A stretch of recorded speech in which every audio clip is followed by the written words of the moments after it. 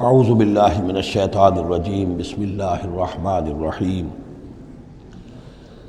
وَلَقَدْ صَدَقَكُمُ اللَّهُ وَعْدَهُ إِذْ تَحُسُّونَهُم بِإِذْنِهِ حَتَّى إِذَا فَشِلْتُمْ وَتَنَازَعْتُمْ فِي الْأَمْرِ وَعَصَيْتُمْ مِنْ بَعْدِ مَا أَرَاكُمْ مَا تُحِبُّونَ مِنْكُمْ مَنْ يُرِيدُ الدُّنْيَا وَمِنْكُمْ مَنْ يُرِيدُ الْآخِرَةَ ثُمَّ صَرَفَكُمْ عَنْهُمْ لِيَبْتَلِيَكُمْ وَلَقَدْ عَفَا عَنْكُمْ واللہ ذو فضل علی المؤمنین صدق اللہ العظیم۔ پچھلی نشست میں ایک بات نامکمل رہ گئی تھی۔ حضور کے انتقال کے موقع پر میں نے جیسا کہ آپ کو بتایا کہ پھر حضرت ابو بکر جب تشریف لائے انہوں نے پھر خطبہ دیا، اس میں یہ آیت بھی پڑھی وما محمد الا رسول قد خلت من قبلہ الرسل افإن مات أو قتل انقلبتم علی اعقابکم ومن ينقلب علی عقبیہ فلن یضر اللہ شیئا۔ لیکن اس کے ساتھ ہی پھر جو الفاظ انہوں نے خود فرمایا اپنی طرف سے وہ بہت ہی بڑے اہم الفاظ ہیں اور بڑی جو سمجھیے کہ ہمت اور جرت کا مظہر ہے۔ من کان یعبد محمدا فإن محمدا قد مات۔ جو کوئی بھی بندگی کرتا تھا پوجتا تھا محمد کی، وہ سن لے کہ محمد کا انتقال ہو گیا صلی اللہ علیہ وسلم۔ ومن کان یعبد اللہ فإن اللہ حی لا یموت۔ اور جو کوئی اللہ کی بندگی کرتا تھا، اللہ کو پوجتا تھا، وہ جان رکھے کہ اللہ تعالیٰ زندہ ہے، اس پر موت وارد نہیں ہوگی۔ اب ہم آگے چل رہے ہیں وَلَقَدْ صَدَقَكُمُ اللَّهُ وَعْدَهُ۔ اب یہ جو عارضی شکست ہو گئی تھی اور مسلمانوں کو زخم پہنچی جس سے ان کے دل زخمی تھے، اس کے ضمن میں اب یہ بہت ہی قول فیصل کے انداز میں یہ آیت آئی ہے وَلَقَدْ صَدَقَكُمُ اللَّهُ وَعْدَهُ۔ دیکھو مسلمانوں، تم ہم سے کوئی شکایت نہیں کر سکتے، اللہ نے تم سے اپنا وعدہ پورا کر دیا تھا۔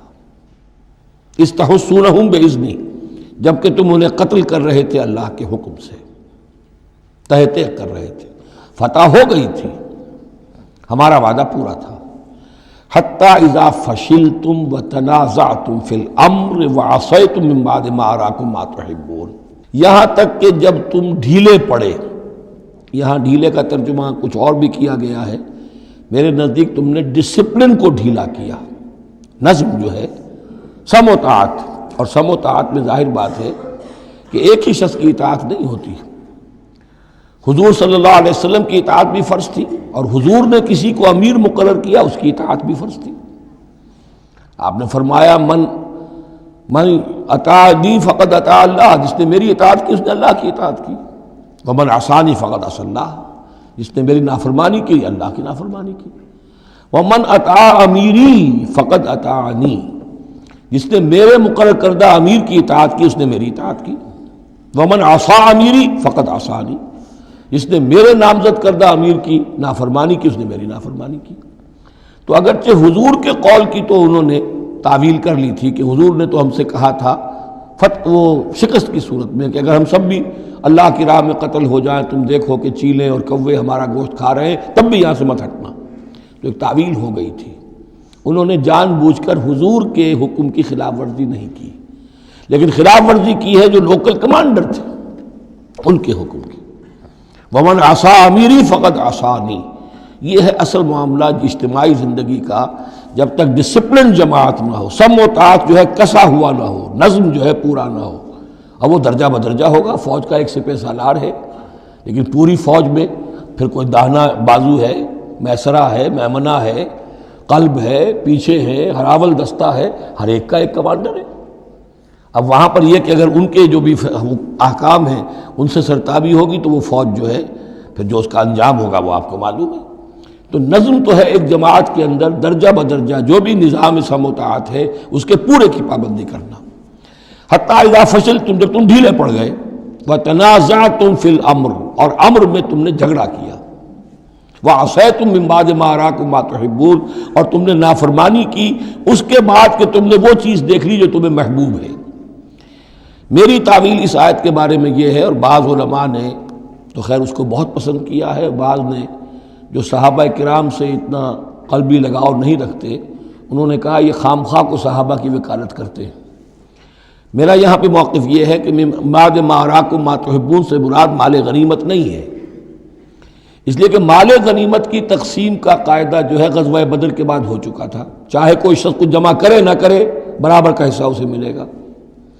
یہاں من بعد ما اراکم ما تحبون سے مراد فتح ہے، اور اس کے لیے قرآن یفصل بعضہ بعضا، سورہ صف کی وہ آیت وَأُخْرَىٰ تُحِبُّونَهَا نَصْرٌ مِّنَ اللَّهِ وَفَتْحٌ قَرِیب، گویا کہ یہاں بندہ مومن کو دنیاوی کامیابی کو بھی اپنا مقصود نہیں بنانا ہے۔ کامیابی کسے پسند نہیں ہے؟ مقصود نہیں، مقصود ہے اللہ کی رضا جوئی اور اپنا فرض ادا کرنا، مقصود یہ رہے۔ باقی کامیابی ہو ناکامی ہو جو کچھ بھی ہو اللہ کی مرضی ہے، اللہ کی حکمت ہے، اللہ کب فتح لانا چاہتا ہے وہ بہتر جانتا ہے۔ تو یہاں من بعد ما اراکم ما تحبون اکثر نے یہ سمجھا ہے کہ اس سے مراد ہے مال غنیمت کی طلب میں وہ وہاں پہرا چھوڑ کر چلے گئے۔ میرے نزدیک یہ بات صحیح نہیں ہے، یہاں پر ما تحبون سے مراد فتح ہے۔ وَلَقَدْ صَدَقَكُمُ اللَّهُ وَعْدَهُ إِذْ تَحُسُّونَهُم بِإِذْنِهِ حَتَّىٰ إِذَا فَشِلْتُمْ وَتَنَازَعْتُمْ فِي الْأَمْرِ وَعَصَيْتُم مِّن بَعْدِ مَا أَرَاكُم مَّا تُحِبُّونَ مِنكُم مَّن يُرِيدُ الدُّنْيَا، تم میں سے وہ بھی ہیں جو دنیا چاہتے ہیں، دنیا میں کامیابی ہو جائے، ہمارا بول بالا ہو جائے، حکومت ہماری قائم ہو جائے۔ مِنكُم مَّن يُرِيدُ الدُّنْيَا وَمِنكُم مَّن يُرِيدُ الْآخِرَةَ، تم میں وہ بھی ہیں جو صرف آخرت کے طالب ہیں۔ ثم صرفکم عنہم، تو گویا کہ تم ہم سے شکایت نہیں کر سکتے، کوئی شکوہ نہیں کر سکتے، لیکن جب تم نے یہ کام کیا حتی اذا فشلتم وتنازعتم فی الامر وعصیتم من بعد ما اراکم ما تحبون، اس کے بعد فرمایا ثم صرفکم عنہم لیبتلیکم، پھر اللہ نے تمہارا رخ پھیر دیا ان کی طرف سے۔ پہلے تو یہ تھا کہ وہ بھاگ رہے تھے اور تم ان کے پیچھے ان کا تعاقب کر رہے تھے، اب وہ الٹا معاملہ ہو گیا کہ اب تم پیچھے اپنی جان بچانے کے لیے ادھر ادھر جا رہے ہو۔ لیبتلیکم، تاکہ تمہیں اور ابتلا میں مبتلا کرے، امتحان اور لے تمہارا۔ وَلَقَدْ عَفَا عَنْكُمْ، لیکن ساتھ ہی معافی نامہ بھی ہے، اللہ تمہیں معاف کر چکا ہے۔ جو بھی خطا ہو گئی ہے، جو بھی غلطی ہو گئی ہے، کسی سے ہوئی ہے، اللہ نے معاف فرمایا۔ وَاللَّهُ ذُو فَضْلٍ عَلَى الْمُؤْمِنِينَ، اور اللہ تعالیٰ اہل ایمان کے حق میں بہت فضل والا ہے۔ اِذْ تُصْعِدُونَ وَلَا تَلْوُونَ عَلَىٰ أَحَدٍ، جبکہ تم چڑھے جا رہے تھے پہاڑ پر، کوہ احد پر جان بچانے کے لیے، وَلَا تَلْوُونَ عَلَىٰ أَحَدٍ، اور پھر کسی کی طرف مڑ کر نہیں دیکھ رہے تھے، وَالرَّسُولُ يَدْعُوكُمْ فِي أُخْرَاكُمْ، اور رسول صلی اللہ علیہ وسلم پکار رہے تھے تمہیں تمہارے پیچھے سے۔ بھگدڑ جب مچ جاتی ہے تو صورت یہ ہو جاتی ہے۔ حضور کے گرد تو آ گیا تھا، نرغہ کر لیا گیا تھا، اور یہ کہ بعض صحابہ نے اپنے جسموں کو ڈھال کا کام، یعنی ڈھال کے طور پر استعمال کیا ہے، تب حضور صلی اللہ علیہ وسلم کو وہ بچانے میں کامیاب ہوئے ہیں۔ ویسے تو بچانے والا اللہ ہے، لیکن جو وسائل دنیاوی ہیں اس کے اعتبار سے۔ فَأَصَابَكُمْ غَمًّا بِغَمٍّ لِكَيْ لَا تَحْزَنُوا عَلَىٰ مَا فَاتَكُمْ، پھر اللہ تم پر غم کے بعد غم مسلسل ڈالتا رہا تاکہ تم غمگین نہ ہوا کرو اس پر کہ جو تم سے تمہارے ہاتھ سے جاتا رہے، وَلَا مَا أَصَابَكُمْ، اور نہ اس تکلیف پر کہ جو تم پر پڑے۔ یعنی رنج سے خوگر ہوا انسان تو مٹ جاتا ہے رنج۔ آدمی کو اگر کبھی اتفاقاً ہی کوئی رنج ہوتا ہو ایک، تو وہ رنج کا اثر بہت رہے گا، لیکن جب یہ ہے کہ پے بپے رنج آ رہے ہوں، اور سب سے بڑا رنج جو آیا وہ حضور کے انتقال کی خبر جب اڑ گئی، تو اپنے تن بدن کا تو ہوش ہی نہیں رہا کہ کسی کو کیا زخم لگا ہوا ہے، اور خود اس کا کوئی بازو کٹا ہوا ہے۔ اس طریقے سے اللہ تعالیٰ نے ان کے جو اس وقت کی کیفیت تھی اس میں ایک تخفیف پیدا کر دی۔ واللہ خبیر بما تعملون، اور اللہ تعالیٰ باخبر ہے اس سے جو تم کر رہے تھے۔ ثم انزل علیکم من بعد الغم امنۃ، پھر اس غم کے بعد اللہ تعالیٰ نے تم پر ایک اونگ، نیند سی طاری کر دی، نعاسن امنۃ نعاسن، یغشا طائفۃ منکم، کہ جو تم میں سے ایک گروہ کے اوپر جو ہے وہ طاری ہو گئی۔ اور یہ نیند جو آتی ہے یہ اطمینان قلب کا مظہر ہوتی ہے، کہ جیسے اب سب کچھ انسان نے بھلا دیا اور یہ کہ ایک اس کی کیفیت جو ہے ہو گئی ہے، تو یہ اللہ کی رحمت کے طور پر ہوا۔ وَطَائِفَةٌ قَدْ أَهَمَّتْهُمْ أَنفُسُهُمْ يَظُنُّونَ بِاللَّهِ غَيْرَ الْحَقِّ، البتہ ایک گروہ ایسا تھا کہ جنہیں اپنی جانوں کی پڑی ہوئی تھی اور وہ اللہ کے بارے میں ناحق گمان کر رہا تھا، ظن الجاہلیہ، جہالت والے گمان کر رہا تھا۔ یعنی اگر کوئی بچے کھچے منافقین بھی رہ گئے تھے عبداللہ ابن ابی کے 3 سے آدمیوں کے جانے کے بعد، اگر کوئی 2-4 ہوں تو ان کا حال یہ تھا کہ اس وقت انہیں اپنی جانوں کے لالے پڑے ہوئے تھے، جب یہ کیفیت ہو تو وہ اونگ کیسے آئے گی؟ تو ان کا تو حال یہ تھا کہ ان کے دل میں وسوسے آ رہے تھے کہ اللہ نے تو مدد کا وعدہ کیا تھا، وہ مدد تو پھر جھوٹی ہو گئی، بات تو اللہ کا جو ہے اللہ کی بات سچی ثابت نہیں ہوئی۔ ظن جاہلیت ان کے دماغوں میں پیدا ہو رہا تھا۔ وطائفۃ قد اہمتہم انفسہم، انہیں اپنی جانوں کے لالے پڑ گئے، یظنون باللہ غیر الحق ظن الجاہلیہ، وہ اللہ کے بارے میں گمان کر رہے تھے ناحق، جو کہ جاہلیت کا ظن تھا۔ یقولون حل لنا من الامر من شیء، اور وہ کہہ رہے تھے کہ ہمارے لیے بھی کوئی اختیار میں حصہ ہے یا نہیں۔ ہو سکتا ہے یہ وہ لوگ ہوں جنہوں نے اس وقت بھی مشورہ دیا تھا کہ جیسے حضور کی رائے تھی کہ مدینے کے اندر ہی محصور رہ کر جنگ کی جائے، ہماری بات نہیں مانی گئی تو ہمارا بھی کوئی اختیار ہے کہ نہیں، ساری بات محمد کی چلے گی صلی اللہ علیہ وسلم۔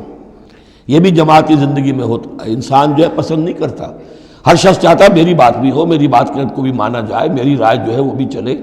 آخر ہم سب اپنے امیر کی رائے ہی مانتے رہیں، کیسے ہوگا؟ تو حل لنا من الامر من شیء، وہ ہمارے بھی اختیار میں کچھ ہے یا نہیں، ہمارا بھی کوئی اختیار ہے کہ نہیں؟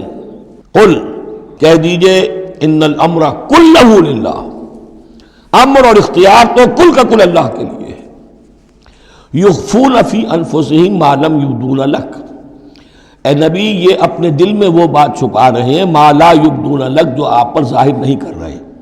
ان کے دل میں کیا ہے اب اللہ کھول کر بتا رہا ہے۔ یقولون لو کان لنا من الامر شیء، یہ کہہ رہے ہیں کہ اگر ہمارا اختیار چلتا، ہماری رائے مانی جاتی، ہمارے مشورے پر عمل ہوتا، ما قتلنا ہا ہونا، تو ہم یہاں قتل نہ ہوتے، یعنی ہمارے اتنے لوگ یہاں پر شہید نہ ہوتے۔ قل، اے نبی ان سے کہیے لو کنتم فی بیوتکم، اگر تم سب کے سب اپنے گھروں میں ہوتے، لبرز الذین کتب علیہم القتل، تب بھی جن لوگوں کے حق میں اللہ کا فیصلہ ہو چکا تھا کہ وہ قتل ہوں، وہ تو کشا کشا میدان میں پہنچ جاتے، الی مضاجعہم، جو بھی ان کے کھیت رہنے کی جگہیں تھیں اللہ کے علم میں، انہیں وہاں پہنچ جانا تھا۔ یہ تو اللہ تعالیٰ کے فیصلے ہوتے ہیں، تمہاری تدبیر سے اس کا کوئی تعلق نہیں۔ جن کے لیے یہ طے تھا اللہ کے علم میں، اللہ کی مشیت میں کہ انہیں یہ جو خلعت فاخرہ ہے، شہادت کی پہنانی ہے، وہ آتے خود بخود پہنچ جاتے، گھروں سے نکل کر آتے کشا کشا۔ وَلِيَبْتَلِيَ اللَّهُ مَا فِي صُدُورِكُمْ، اور یہ تو اللہ تعالیٰ اصل میں جھان پھٹک کر رہا ہے جو تمہارے دلوں میں ہے، اس کی ابتلا کر رہا ہے، آزما رہا ہے۔ وَلِيُمَحِّصَ مَا فِي قُلُوبِكُمْ، اور تاکہ وہ بالکل پاک اور خالص کر دے جو کچھ تمہارے دلوں میں ہے۔ وَاللَّهُ عَلِيمٌ بِذَاتِ الصُّدُورِ، اور اللہ تعالیٰ سینوں کے اندر کی مخفی باتوں کو بھی جانتا ہے۔ ان الذین تولوا منکم یوم التقى الجمعان، وہ لوگ کہ جو میدان جنگ سے چلے گئے اس دن جس دن کی دو جمعیتیں ایک دوسرے کے مقابلے میں آئیں۔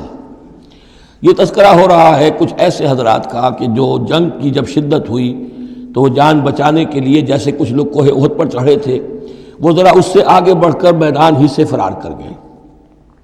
ان میں حضرت عثمان رضی اللہ تعالیٰ عنہ کا نام بھی آتا ہے۔ اب وہ کیفیت ایسی اضطراری کیفیت تھی کہ اس میں کسی سے کسی ضعف کا، کمزوری کا اظہار ہو جائے تو وہ بالکل ایک قرین قیاس بات ہے۔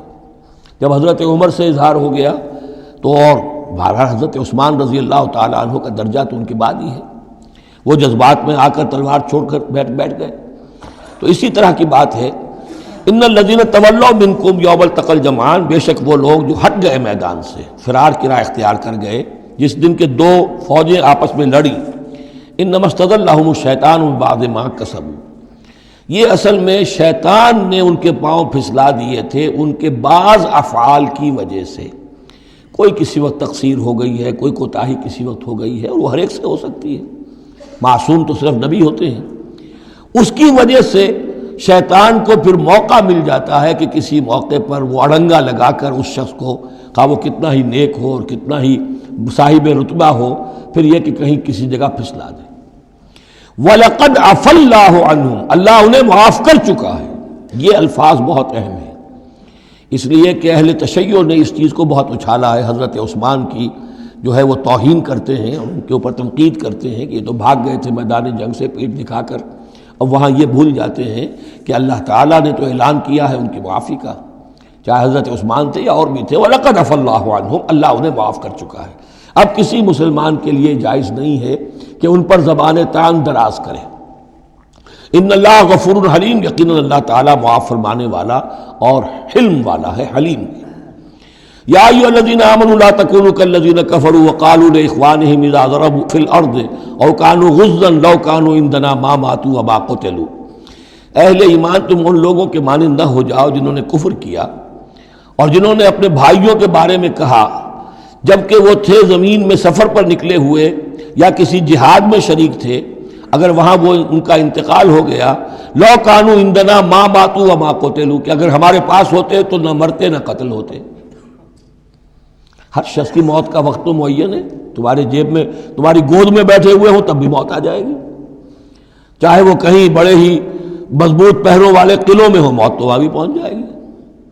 تو تم ان لوگوں کی طرح کی باتیں نہ کرو، یہ تو کافروں کی طرز کی باتیں ہیں، اگر ہمارے پاس ہوتے، اگر جنگ میں نہ جاتے تو بچ جاتے، یوں ہو جاتا تو یوں ہو جاتا، یہ ساری باتیں در حقیقت جیسے ایک حدیث میں آتا ہے، حضور نے فرمایا ان کلمۃ لو تفتح عمل الشیطان، یہ لو کاش یوں ہو جاتا، کاش ایسے ہو جاتا تو یوں ہو جاتا، یہاں سے اس کلمے ہی سے شیطان کا عمل شروع ہو جاتا ہے۔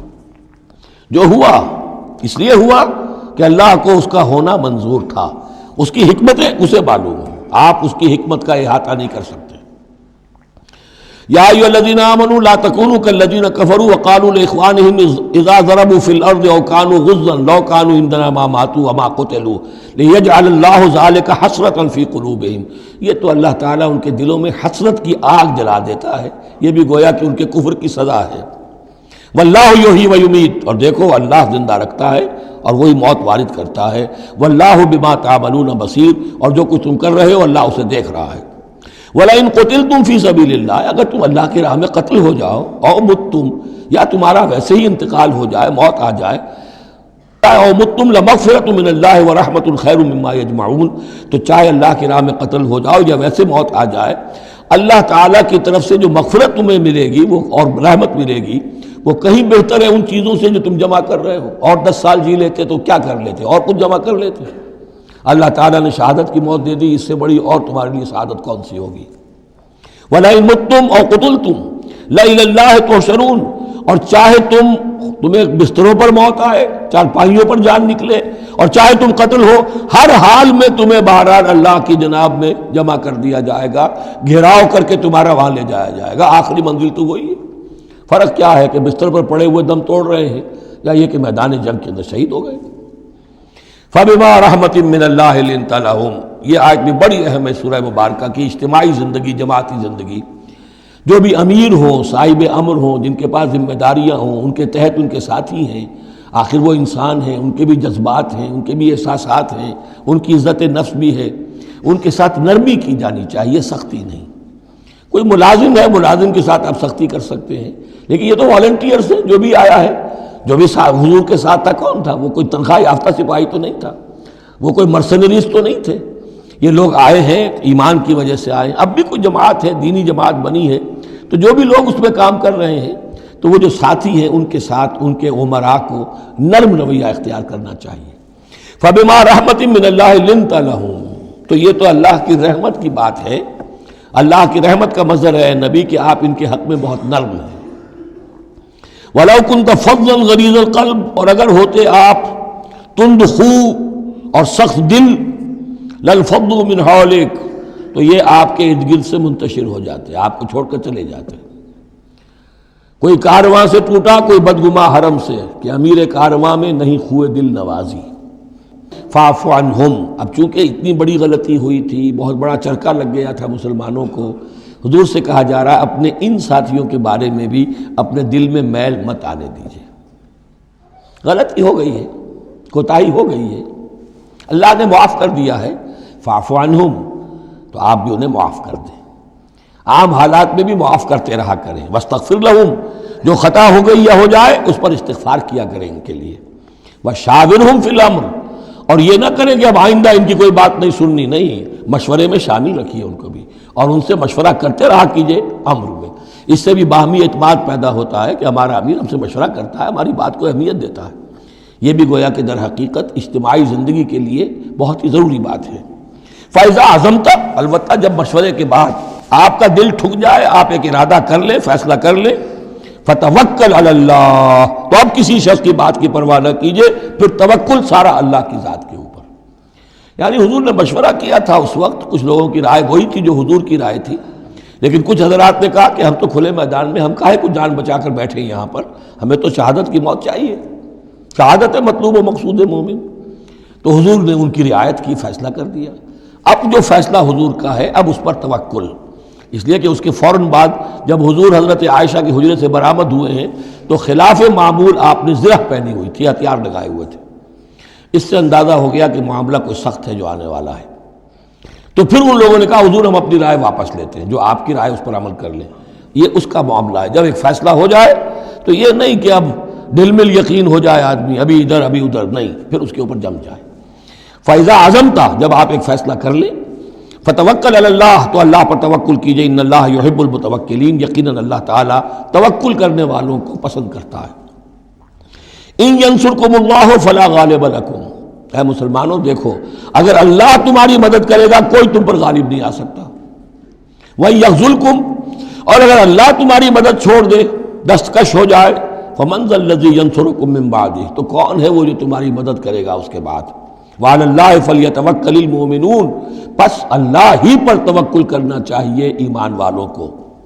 وَمَا كَانَ لِنَبِيٍّ أَن يَغُلَّ، اور کسی نبی کی یہ شان نہیں ہے کہ وہ غل کرے۔ اب یہ غل اور غل یہ دو الفاظ ہیں عربی زبان کے، عام طور پر جو غل کا لفظ آتا ہے وہ مال غنیمت میں سے کسی چیز کا چوری کر لینا، اور غل ہے دل میں کینہ ہونا۔ تو ایک خیال تو یہ ہے، اور یہ روایات ہیں کہ حضور پر کچھ منافقوں نے الزام لگایا تھا کہ مال غنیمت میں آپ نے کوئی خیانت کی ہے، معاذ اللہ ثم معاذ اللہ۔ تو اس کا جواب دیا جا رہا ہے کسی نبی کی یہ شان نہیں ہے کہ وہ کوئی چوری کرے، کوئی چیز چھپائے۔ وَمَن يَغْلُلْ يَأْتِ بِمَا غَلَّ يَوْمَ الْقِيَامَةِ، اور جو کوئی ایسا کام کرے گا وہ تو پھر جو کچھ اس نے چھپایا ہوگا لے کر حاضر ہوگا قیامت کے دن۔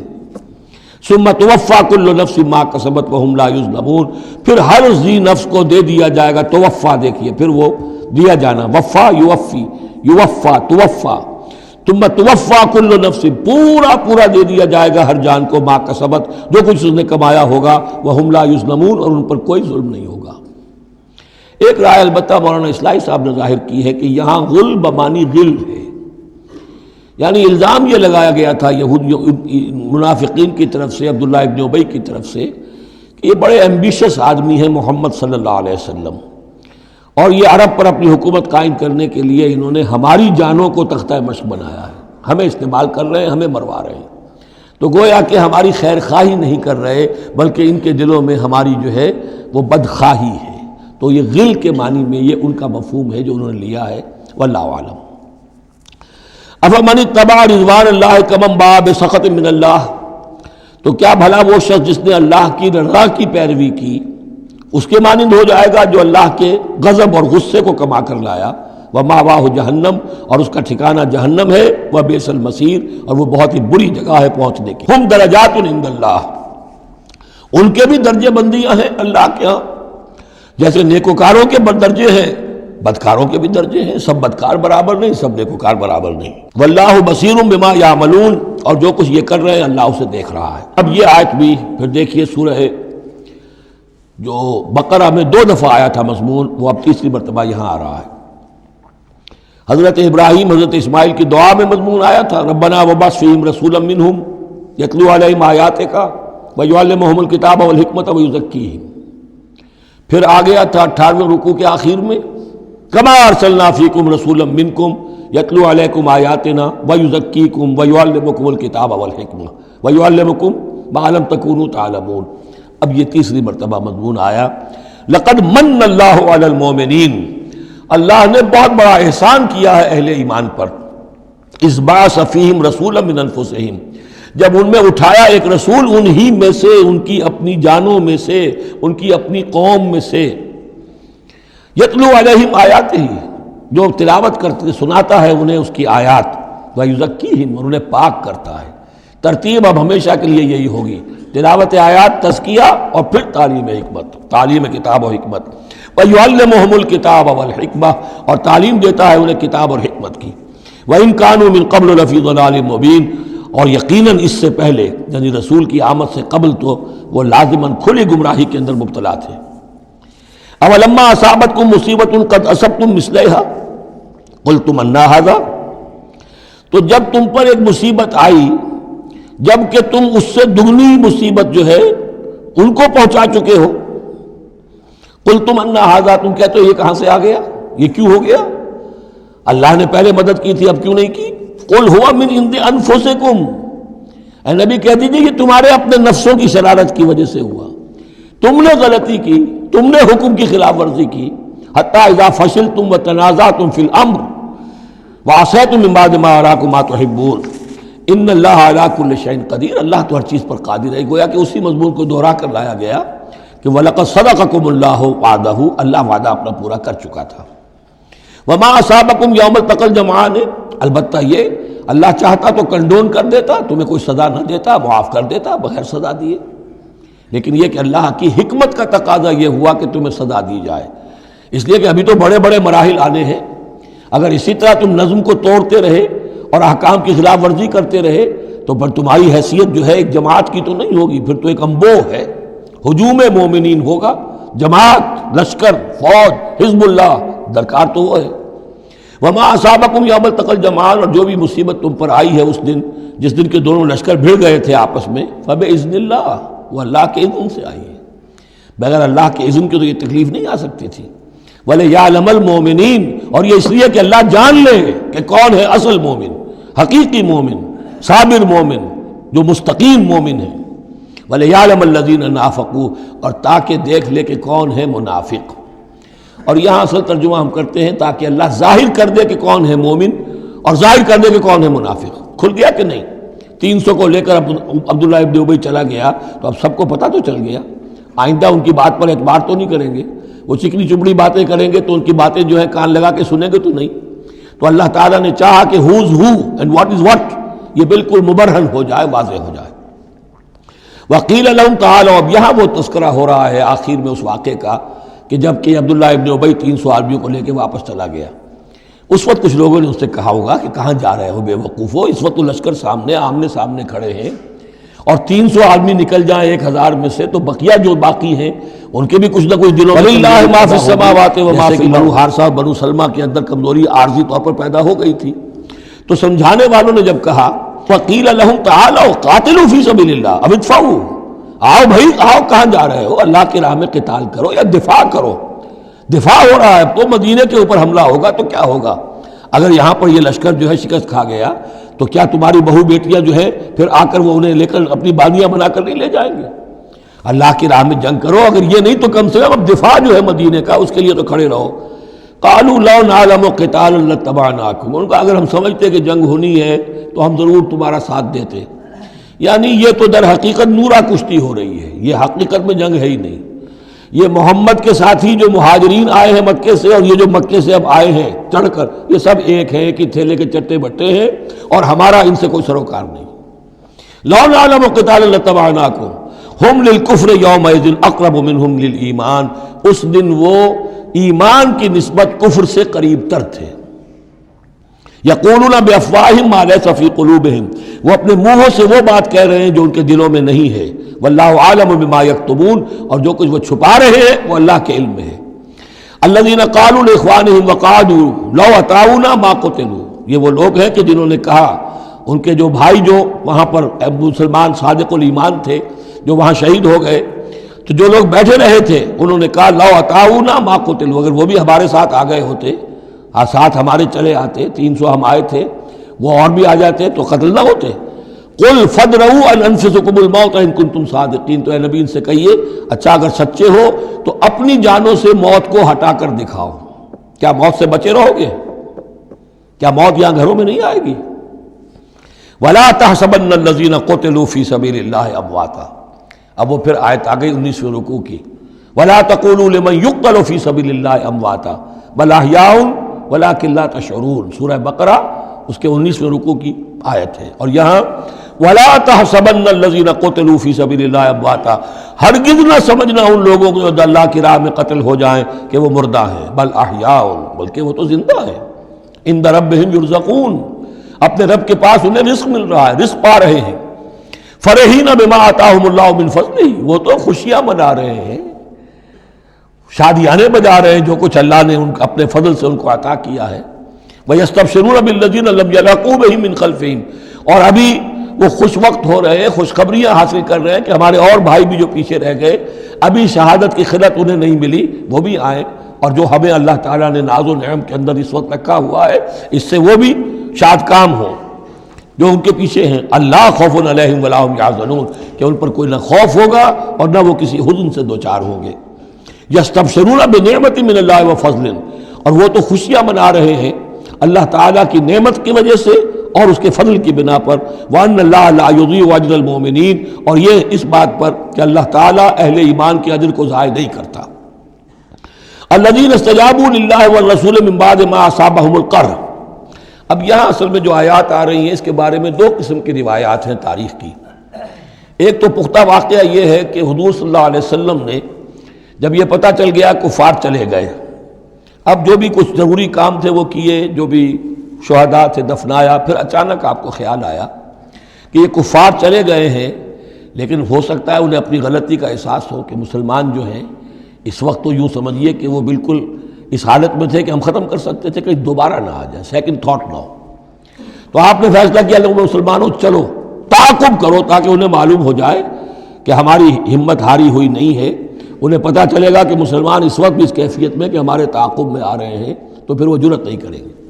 تو اس وقت اہل ایمان جو تھے انہوں نے اس کے باوجود کہ جسم جو ہے زخموں سے چور چور تھے، اتنا بڑا صدمہ پہنچا تھا، پھر وہ تیار ہو گئے اور حضور 8 میل تک ہمراہ الاسد تک چل کر آئے مدینے سے باہر، اور وہاں جو ہے ابو سفیان کو وہ خیال فی الواقع آ چکا تھا اور وہ لوٹنے کی فکر کر رہا تھا، اور ایک تاجر ادھر سے آ رہا تھا، اس نے کہا تھا جا کے مسلمانوں سے بتا دو کہ میں بہت بڑا لشکر لے کر آ رہا ہوں فوراً۔ تو آ کر انہوں نے کہا بھی، لیکن اس کے بعد انہوں نے کہا کہ جو بھی ہو سو ہو، جو اللہ کا حکم ہے اس کے رسول کا حکم ہے، ہم تو کمر کس کے آ گئے ہیں۔ اسی طرح کا واقعہ بیان ہوتا ہے کہ ابو سفیان جاتے ہوئے یہ کہہ گیا تھا کہ اب اگلے سال دوبارہ ملاقات ہوگی بدر میں، یعنی 1 سال پہلے بدر میں جنگ ہوئی تھی، اب 1 سال کے بعد جو ہے یہ احد میں ہم آ گئے مدینے پر حملہ آور ہو کر، اب ہمارے تمہارے درمیان تیسرا مقابلہ بدر میں ہوگا اگلے سال، وہ بدر صغریٰ کہلاتا ہے۔ تو حضور اس کے لیے نکلے، گئے بدر تک، ادھر سے ہی ابو سفیان اپنا پورا لشکر لے کر آئے، اور اس مرتبہ پھر وہی کیا کہ کچھ لوگوں کے ذریعے سے ہراسمنٹ پیدا کی، خوف پیدا کیا کہ لوگوں کیا کر رہے ہو بے وقوفو، وہ قریش تو بہت بڑا لشکر لے کر آ رہے ہیں، بہت بڑا لشکر لے کر آ رہے ہیں۔ تو اس کے جواب میں مسلمانوں نے وہ صبر والے کلمات کہے جو آ رہے ہیں۔ تو یہ دونوں یہ الفاظ جو ہیں، یہ آیات دونوں پر منطبق ہو سکتی ہیں۔ الذین استجابوا للہ والرسول من بعد ما اصابہم القرح، جن لوگوں نے لبیک کہی اللہ کی پکار پر اور رسول کی پکار پر اس کے بعد کہ انہیں چرکے لگ چکے تھے، زخم ان کے جسم زخمی تھے، للذین احسنوا منہم واتقوا اجر عظیم، یقیناً ایسے محسنین اور متقین کے لیے بہت بڑا اجر ہے۔ الذین قال لهم الناس ان الناس قد جمعوا لكم، جنہیں آ کر خبردار کیا تھا اور جن کو خوف دلایا تھا لوگوں نے کہ دیکھو لوگ بڑی جمع ہو گئے ہیں، بڑی قوت بڑی جمعیت آ رہی ہے، فخشوہم، ان سے ڈرو، فزادہم ایمانا، اس سے ان کے ایمان میں اور اضافہ ہو گیا۔ وقالوا حسبنا اللہ ونعم الوکیل، اور انہوں نے کہا اللہ ہمارے لیے کافی ہے اور اس کا سہارا سب سے اچھا سہارا ہے۔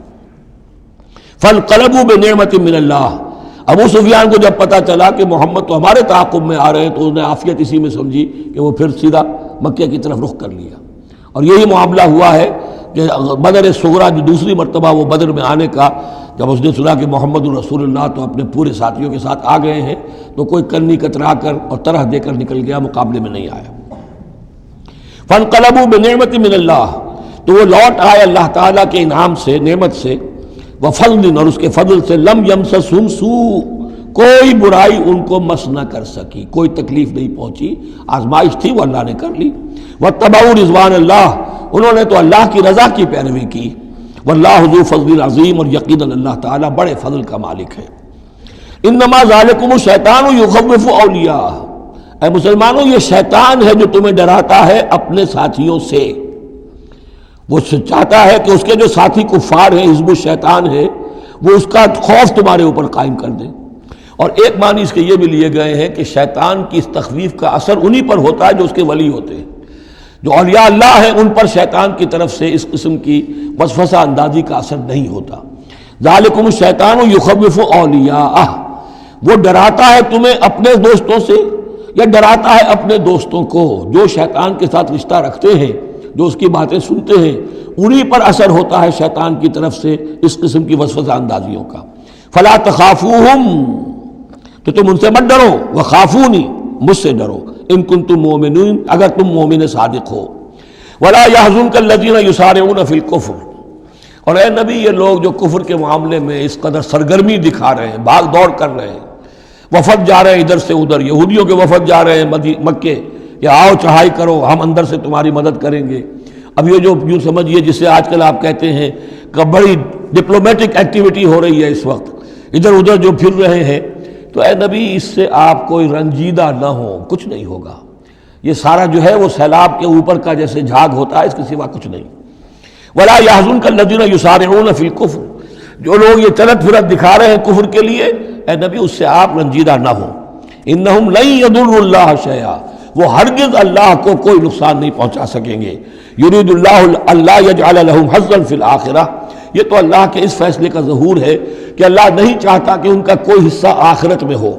وَلَهُمْ عَذَابٌ عَظِيمٌ، اور ان کے لیے تو بڑا عذاب ہے۔ ان الذین اشتروا الکفر بالایمان لن یضروا اللہ شیئا، یقیناً جنہوں نے ایمان ہاتھ سے دے کر کفر خرید لیا وہ اللہ کو کوئی نقصان نہیں پہنچا سکتے۔ وَلَهُمْ عَذَابٌ علیم، ان کے لیے دردناک عذاب ہے۔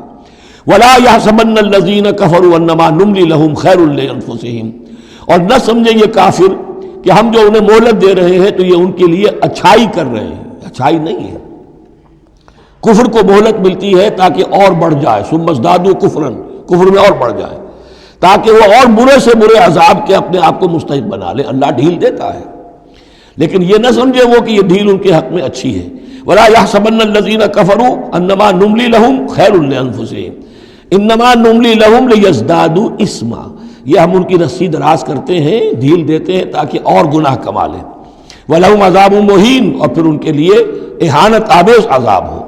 مَا كَانَ اللَّهُ لِيَذَرَ الْمُؤْمِنِينَ، یہ آج پھر بہت اہم آ گئی ہے کہ اللہ تعالیٰ کی طرف سے یہ آزمائشیں کیوں آتی ہیں، اپنے نیک بندوں کو، اپنے صالح بندوں کو ان تکلیفات میں کیوں ڈالتا ہے، حالانکہ وہ تو قادر مطلق ہے، آنے واحد میں جو چاہے کر دے۔ ما کان اللہ لیذر المؤمنین علی ما انتم علیہ، دیکھو اللہ کے لیے یہ بات اللہ کی حکمت کے مطابق نہیں ہے کہ وہ تمہیں چھوڑے رکھے اسی حال میں جس میں تم ہو، یعنی تمہارے اندر کمزور اور پختہ ایمان والے ابھی گڑبڑ ہیں، اس سے آگے بڑھ کر ابھی منافق اور مومن بھی گڑبڑ ہیں۔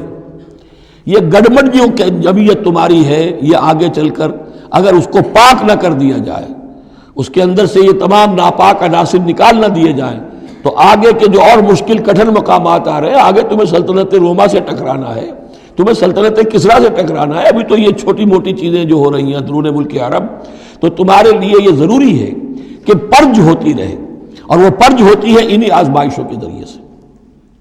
ما کان اللہ لیذر المؤمنین علی ما انتم علیہ، یہ اللہ کا طریقہ نہیں ہے، سنت نہیں ہے کہ وہ تمہیں چھوڑے رکھے اہل ایمان اسی حالت میں جس پر تم ہو، حتی یمیز الخبیث من الطیب، جب تک کہ خبیث علیحدہ نہ ہو جائے طیب سے، کھل جائے۔ یہ خبثاء ہے، یہ منافقین ہیں، یہ وہ لوگ ہیں، یہ ففتھ کالمسٹ ہیں، بات واضح ہو جائے، اور صرف صادق الایمان لوگ وہ بالکل نکل کر علیحدہ ہو جائے۔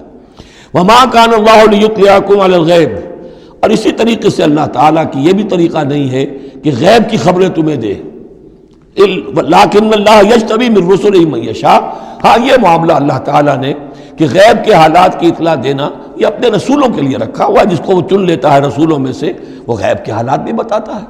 وہ غیب ان کو از خود معلوم نہیں ہوتا، اللہ کے بتانے سے معلوم ہوتا ہے۔ یعنی یہ کہ ان آزمائشوں میں کیا حکمتیں ہیں، کیا اس میں تمہارے لیے خیر آ رہا ہے، ہر چیز ہر ایک کو نہیں پڑھائی جائے گی بچوں کی طرح، البتہ یہ کہ یہ چیزیں ہم رسولوں کو بتا دیتے ہیں۔ فآمنوا باللہ ورسولہ، تمہارے لیے طریقہ صحیح کیا ہے؟ ایمان پختہ رکھو اللہ پر اور اس کے رسولوں پر۔ وَإِن تُؤْمِنُوا وَتَتَّقُوا فَلَكُمْ أَجْرٌ عَظِيمٌ، اور اگر تم یہ دو شرطیں پوری کر دو گے، ایمان میں ثابت قدم رہو گے، تقویٰ پر کاربند رہو گے، تو تمہارے لیے بہت بڑا اجر ہے۔ وَلَا يَحْسَبَنَّ الَّذِينَ يَبْخَلُونَ بِمَا آتَاهُمُ اللَّهُ مِنْ فَضْلِهِ هُوَ خَيْرًا لَهُمْ، اسی طرح نہ سمجھے وہ لوگ کہ جو بخل کر رہے ہیں اس مال کے ساتھ جو اللہ نے انہیں دیا ہے اپنے فضل میں سے، کہ یہ ان کے لیے خیر ہے۔ ظاہر بات ہے جب جنگ احد کے لیے تیاری ہو رہی ہوگی، حضور نے کہا ہوگا کہ لاؤ بھائی لوگ اب کچھ پیسے دیں، کچھ مال و اسباب جمع کریں تاکہ اسباب جنگ جو ہے وہ فراہم کیے جائیں۔ اب جو ان میں سے غنی تھے، ان میں سے جن لوگوں نے بخل کیا، اب ان پر اشارہ ہو رہا ہے کہ انہوں نے بخل کر کے بچا لیا، وہ یہ نہ سمجھے کہ یہ کوئی اچھا کام کیا ہے۔ وَلَا يَحْسَبَنَّ الَّذِينَ يَبْخَلُونَ بِمَا آتَاهُمُ اللَّهُ مِنْ فَضْلِهِ، اللہ نے اپنے فضل سے انہیں جو کچھ عطا کیا ہے، اب اس میں بخل سے کام لے رہے ہیں کہ وہ ان کے لیے اچھا ہے، بل هو شر لهم، یہ ان کے لیے بہت برا ہے۔ سَيُطَوَّقُونَ مَا بَخِلُوا بِهِ يَوْمَ الْقِيَامَةِ، اسی مال کے توق بنا کر ان کے گردنوں میں پہنائے جائیں گے قیامت کے دن، جو بخل انہوں نے کیا تھا۔ وَلِلَّهِ مِيرَاثُ السَّمَاوَاتِ وَالْأَرْضِ، اور آسمانوں اور زمین کی وراثت بالآخر اللہ ہی کے لیے ہے۔ آج یہ تمہارے پاس ہے، یہ میرے پاس ہے، بالآخر سب کچھ اللہ کے لیے رہ جائے گا، ہم نہیں ہوں گے، ہمارے بعد کسی اور کا، پھر کسی اور کا، اور پھر یہ سارا مال و اسباب ہاتھ بدلتے ہوئے بالآخر میراث تو اللہ کی ہے۔ وَلِلَّهِ مِيرَاثُ السَّمَاوَاتِ وَالْأَرْضِ وَاللَّهُ بِمَا تَعْمَلُونَ خَبِيرٌ، اور جو کچھ تم کر رہے ہو اللہ اس سے باخبر ہے۔ یہاں وہ 18 رکوع مکمل ہو گئے، 6 رکوع جو غزوہ احد کے بیان میں تھے۔ اب 2 کنکلوڈنگ رکوع ہے اس سورہ مبارکہ کے۔ لَقَدْ سَمِعَ اللَّهُ قَوْلَ الَّذِينَ قَالُوا إِنَّ اللَّهَ فَقِيرٌ وَنَحْنُ أَغْنِيَاءُ، اللہ نے سن لی ہے بات، قول ان لوگوں کا جو یہ کہتے ہیں کہ اللہ فقیر ہے، ہم غنی ہیں۔ ان میں منافقین بھی شامل ہو سکتے ہیں اور یہودی بھی۔ جب حضور کہتے تھے اللہ تعالیٰ کو ضرورت ہے قرض حسنہ دو، تو گویا کہ اللہ تو فقیر ہوا، پھر محتاج ہوا، ہم غنی ہیں، ہمارے پاس دولت ہے۔ سَنَكْتُبُ مَا قَالُوا، ہم لکھ لیں گے جو کچھ انہوں نے کہا ہے۔ بڑا غصہ ہے اس کے اندر، ہم لکھ لیں گے جو کچھ انہوں نے کہا ہے۔ فوراً تو نہیں پکڑتے، لیکن ایک وقت آئے گا کہ جس دن انہیں اپنے اس قول کی پوری جو ہے اس کی سزا مل جائے گی۔ اور صرف یہی نہیں، قتلہم الانبیاء بغیر حق، اور جو نبیوں کو یہ قتل کرتے رہے ناحق، وَنَقُولُ ذُوقُوا عَذَابَ الْحَرِيقِ، اور ہم کہیں گے کہ اب چکھو مزہ اس جلا دینے والے سلگتی ہوئی آگ کا۔ ذَلِكَ بِمَا قَدَّمَتْ أَيْدِيكُمْ، اور یہ سب کچھ ہے تمہارے اپنے ہاتھوں نے جو آگے بھیجا ہے۔ وَأَنَّ اللَّهَ لَيْسَ بِظَلَّامٍ لِّلْعَبِيدِ، اور اللہ تو اپنے بندوں کے حق میں ہرگز ظالم نہیں ہے۔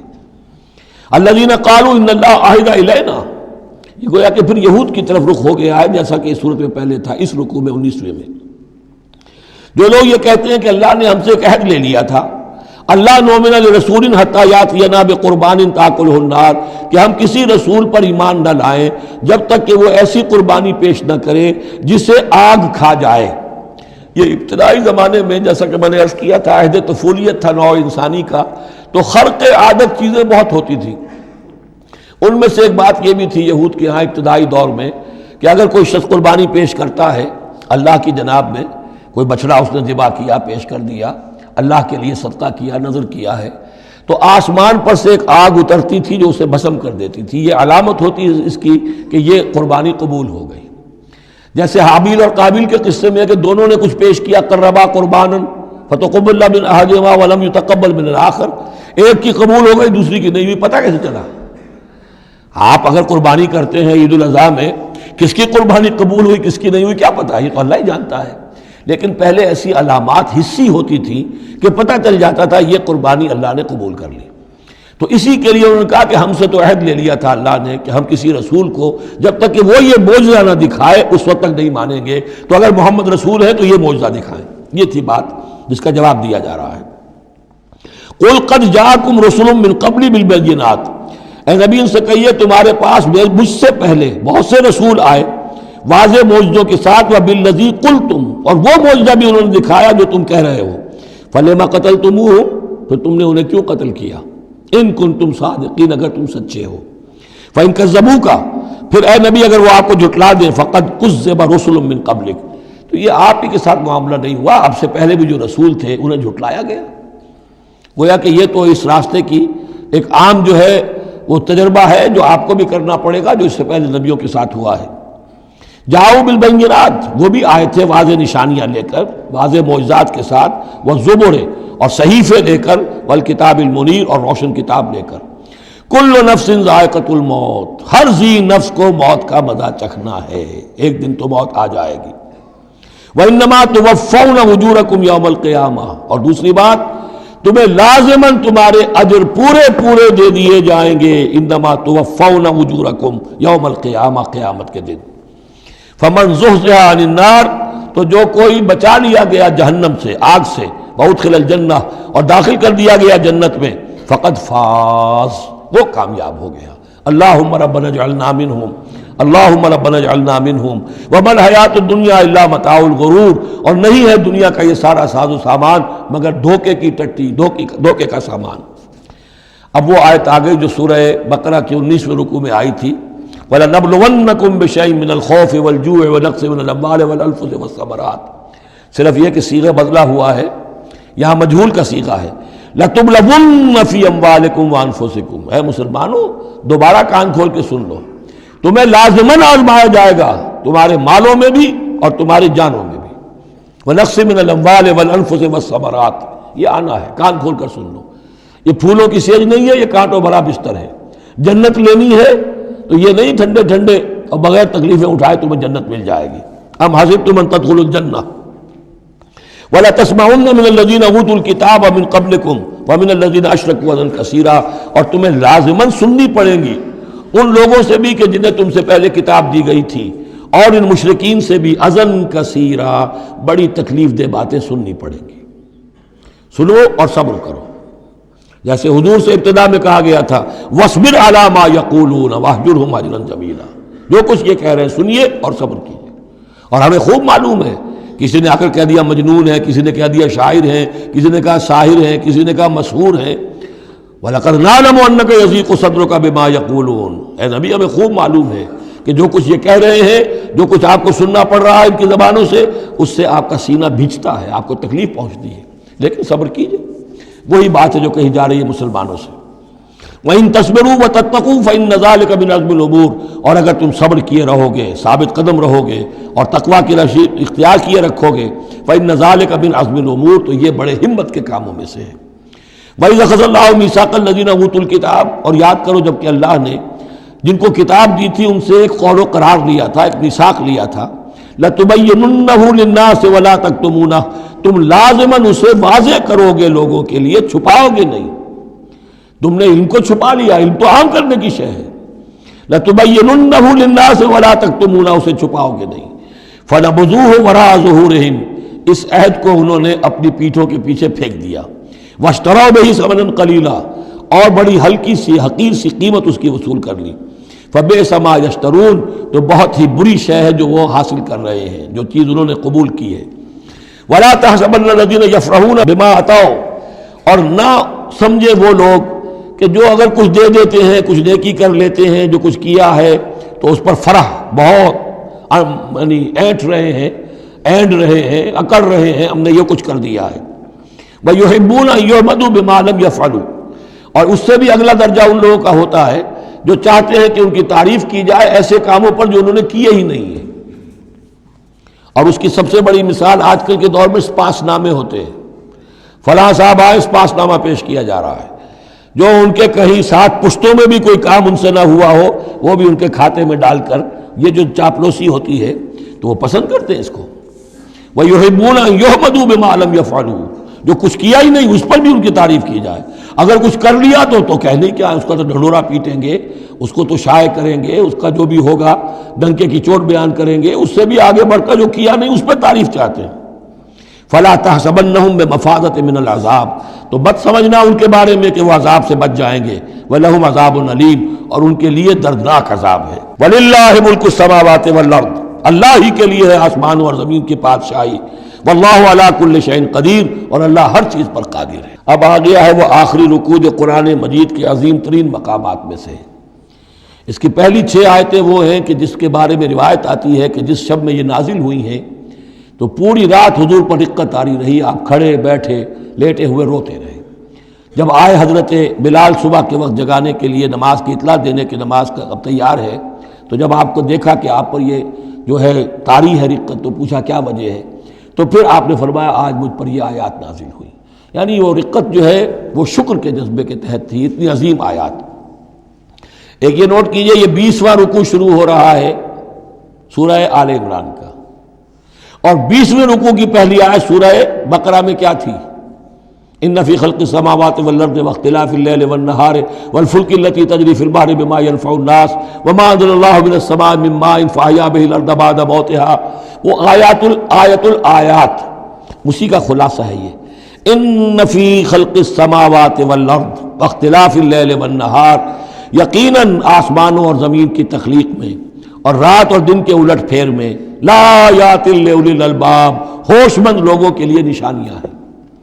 وہاں آیت ختم ہوئی تھی لآیات لقوم یعقلون، ان لوگوں کے لیے نشانیاں ہیں جو عقل سے کام لیتے ہیں، یہاں اولو الالباب۔ یہ پہلا قدم ہے ہدایت کا کہ کائنات کو دیکھو، کھول آنکھ، زمین دیکھ، فلک دیکھ، فضا دیکھ، مشرق سے ابھرتے ہوئے سورج کو ذرا دیکھ، یہ سب آیات الہیہ ہیں، ان کو دیکھو، اللہ کو پہچانو۔ اگلا قدم کیا ہے؟ جب اللہ کو پہچان لیا اب اسے یاد رکھو۔ الذین یذکرون اللہ قیاما وقعودا وعلی جنوبہم، جو یاد رکھتے ہیں، ذکر کرتے رہتے ہیں اللہ کا، کھڑے بھی، بیٹھے بھی، لیٹے بھی۔ وَيَتَفَكَّرُونَ فِي خَلْقِ السَّمَاوَاتِ وَالْأَرْضِ، اور مزید غور و فکر کرتے رہتے ہیں آسمان اور زمین کی تخلیق میں۔ وہ ایک دوسرے نتیجے تک پہنچتے ہیں، پکار اٹھتے ہیں، ربنا ما خلقت ھذا باطلا، اے رب تو نے یہ سب کچھ بیکار تو پیدا نہیں کیا ہے، بے مقصد تو پیدا نہیں کیا ہے۔ اور پھر ذہن ان کا منتقل ہوتا ہے اپنی طرف، ہمارا مقصد کیا ہے، میں کس لیے پیدا کیا گیا، میری زندگی بس یہی ہے، کھاؤ پیو، اولاد جنو اور دنیا سے رخصت ہو جاؤ، اللہ اللہ خیر صلی اللہ۔ تو کیا مقصد ہوا زندگی کا؟ معلوم ہوا کہ نہیں، کوئی خلا ہے، انسانی اعمال کے نتیجے نکلنے چاہیے، نیکی کا بدلہ ملنا چاہیے۔ اس دنیا میں تو نہیں ملتا، اکثر نیکوکاروں جو ہے وہ دنیا میں فاقوں میں رہتے ہیں اور بدکار جو ہے وہ عیش کرتے ہیں۔ تو کوئی اور زندگی ہونی چاہیے، کوئی اور دنیا ہونی چاہیے کہ جس میں بھرپور بدلہ مل جائے، مکافات عمل ہو۔ لہذا وہ کہہ اٹھتے ہیں سبحانک فقنا عذاب النار، پاک ہے تیری ذات، تو اے اللہ ہمیں اس دوسری زندگی میں جو عذاب تو نے تیار کر رکھا ہے جہنم کا، اس سے بچا۔ ربنا انک من تدخل النار فقد اخزیتہ، اے اللہ جس کو تو نے داخل کر دیا آگ میں اسے تو رسوا کر دیا۔ وما للظالمین من انصار، اور ظالموں کے لیے کوئی مددگار نہیں ہوں گے۔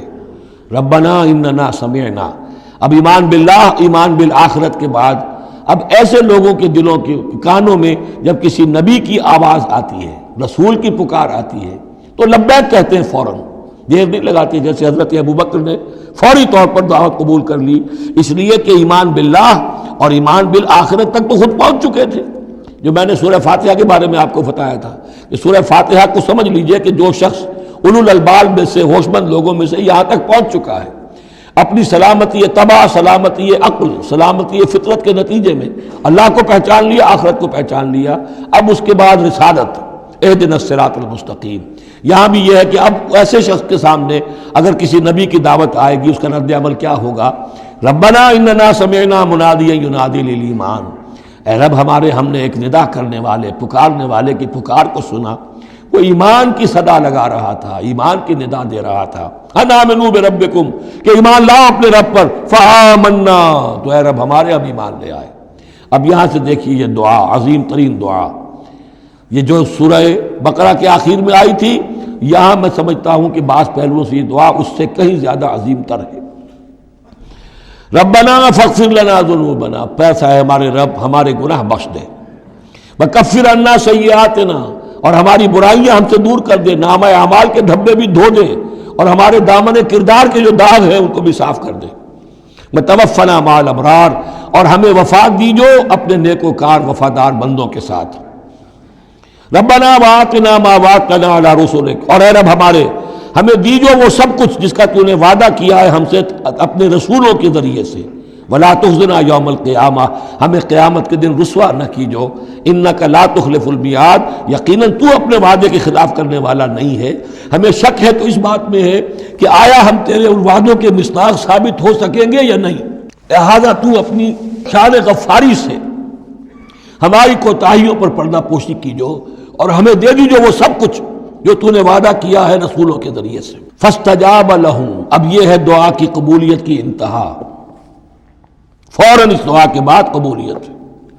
اللہ نے ان کی دعا قبول فرمائی، انی لا اضیع عمل عامل منکم، کہ میں تم میں سے کسی عمل کرنے والے کے کسی عمل کو ضائع کرنے والا نہیں ہوں، من ذکر او انثی، خواہ وہ مرد ہو خواہ عورت، بعضکم من بعض، تم ایک دوسرے ہی میں سے ہو، ایک ہی باپ کے نطفے سے بیٹا اور بیٹی، اور ایک ہی ماں کے رحم میں پلی ہے بیٹی بھی اور بیٹا بھی۔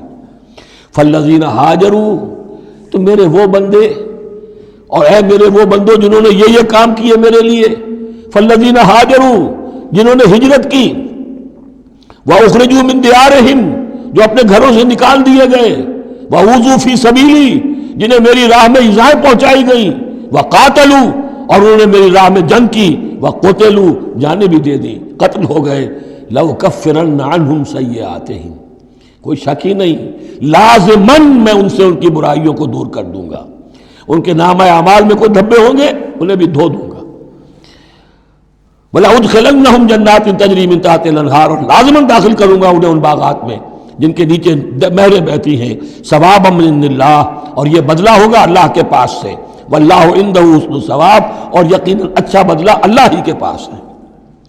اب اس کے بعد جو 4 آیتیں رہ گئی، 5 آیتیں، یہ پھر ایک کنکلوڈنگ ہے تمام پر، کیونکہ اس وقت اس صورت میں کچھ یہود کا ذکر ہوا، نصارہ کا، اہل کتاب کا، اہل ایمان کا، مشرکین کا بھی۔ لا یغرنک تقلب الذین کفروا فی البلاد، اے نبی صلی اللہ علیہ وسلم، یہ کافر جو بھاگ دوڑ کر رہے ہیں ادھر سے ادھر، ادھر سے ادھر، اور سازشیں کر رہے ہیں اور جمعیتیں فراہم کر رہے ہیں اسلام کو ختم کرنے کے لیے، اس سے آپ دھوکے میں نہ آئیں، ان کی طاقت کے بارے میں کہیں آپ مغرور نہ ہو جائیں۔ لا یغرنک تقلب الذین کفروا فی البلاد متاع قلیل، یہ ہم نے تھوڑی دیر کے لیے انہیں ساز و سامان دے دیا ہے، ثم ماواہم جہنم، پھر ان کا ٹھکانہ جو ہے وہ تو جہنم ہی ہے، وبئس المہاد، اور وہ بہت برا ٹھکانہ ہے۔ لیکن الذین اتقوا ربہم، اس کے برعکس جن لوگوں نے اللہ کا، اپنے رب کا تقوی اختیار کیا، لہم جنات تجری من تحتہا الانہار خالدین فیہا، ان کے لیے باغات ہوں گے جن کے دامن میں ندیاں بہتی ہوں گی، اس میں وہ ہمیشہ ہمیش رہیں گے، نزلا من عند اللہ، اور یہ بھی ابتدائی مہمان نوازی ہوگی اللہ کی طرف سے، نزل، وما عند اللہ خیر للابرار، اور مزید جو اللہ کے پاس ہے وہ بہت بہتر ہے نیکوکار لوگوں کے لیے۔ یہ نوٹ کر لیجئے، جو میں نے وہ حدیث کے الفاظ بار بار سنائے کہ جنت کی اصل نعمتیں وہ ہے ما لا عین رأت ولا اذن سمعت وما خطر علی قلب بشر، یہ جو کچھ قرآن میں ذکر ہے یہ نزل ہے، ابتدائی مہمان نوازی ہے۔ وَإِنَّ مِنْ أَهْلِ الْكِتَابِ لَمَنْ يُؤْمِنُ بِاللَّهِ وَمَا أُنزِلَ إِلَيْكُمْ، اور اہل کتاب میں وہ بھی ہیں، اچھے لوگ بھی ہیں جو ایمان رکھتے ہیں اللہ پر بھی، وما انزل الیکم، اور اس پر بھی جو تم پر نازل کیا گیا، وما انزل الیہم، اور اس پر بھی جو ان کی طرف نازل کیا گیا، خاشعین للہ، ان کے دلوں میں اللہ کا خوف ہے، عجز کرتے ہیں، عاجزی اور تواضع برتتے ہیں۔ لا یشترون بآیات اللہ ثمنا قلیلا، وہ اللہ کی آیات کو حقیر سی قیمتوں پر فروخت نہیں کرتے۔ اولئک لہم اجرہم عند ربہم، یقیناً ایسے لوگوں کا اجر ان کے رب کے پاس محفوظ ہے۔ ان اللہ سریع الحساب، یقیناً اللہ تعالیٰ حساب لینے میں دیر نہیں لگاتا۔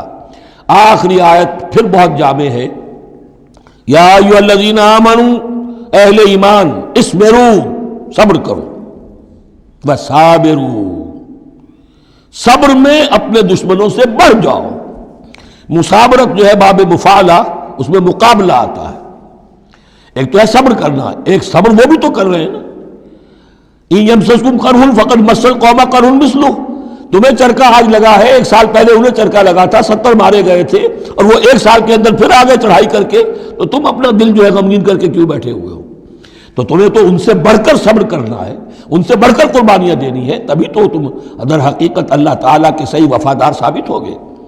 یا ایھا الذین آمنوا اصبروا وصابروا ورابطوا، رابطوا مرابطہ جو ہے پہرے کو بھی کہتے ہیں، اور یہ کہ ربط، نظم، ڈسپلن، مضبوط، مربوط، وہ جو آیا حتی اذا فشلتم وتنازعتم فی الامر، تم نے ڈھیلا کیا اپنا نظم، تم نے جو ہے وہ سب اطاعت کے اندر کمی کی، لہذا تمہارے اوپر یہ اللہ تعالیٰ کی طرف سے صدا آ گئی۔